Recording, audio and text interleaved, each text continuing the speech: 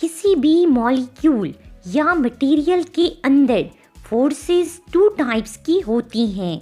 Number 1 intramolecular forces, number 2 intermolecular forces.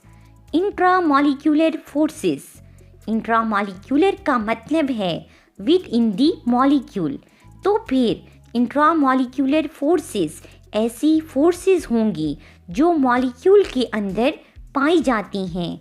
For example HCl, इसके अंदर covalent bond मौजूद है जिसकी वजह से H और Cl आपस में जुड़े हैं। कोवेलेंट बॉन्ड को इंट्रामॉलिक्यूलर फोर्सेस बोलेंगे। इसी तरह ionic bond, coordinate covalent bond intramolecular forces हैं। इंट्रामॉलिक्यूलर फोर्सेस से किसी सब्सटेंस की नेचर बताई जा सकती है कि वो सब्सटेंस कौन कौन से सब्सटेंसेस से रिएक्ट कर सकता है।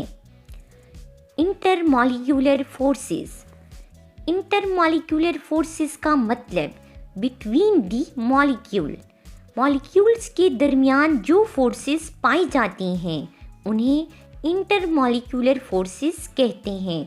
फॉर एग्जाम्पल HCl के साथ एक और HCl रख दें तो इन दो मॉलिक्यूल्स के दरमियान फोर्सेस ऑफ अट्रैक्शन होंगी, इन्हें इंटरमॉलिक्यूलर फोर्सेस बोलेंगे।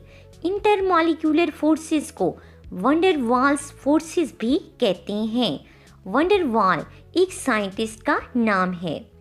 किसी सब्सटेंस की स्टेट कि वो सॉलिड है या लिक्विड या गैस इंटरमॉलिक्यूलर फोर्सेस से पता चलती है। इसी तरह फिजिकल प्रॉपर्टीज भी इंटरमॉलिक्यूलर फोर्सेस से रिलेट करती हैं। इनकी 4 टाइप्स हैं।